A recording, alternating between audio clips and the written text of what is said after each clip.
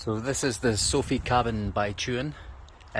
It's been built now over a year exactly.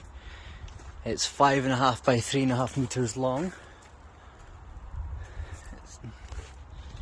It took about 2 days for the cabin to be constructed.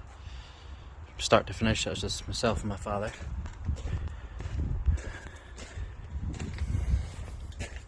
Double glazing windows in the doors.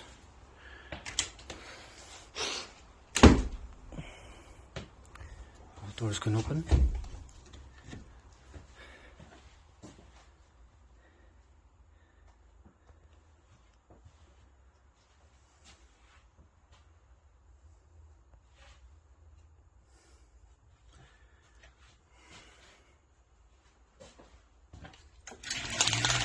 Double glazing windows as well.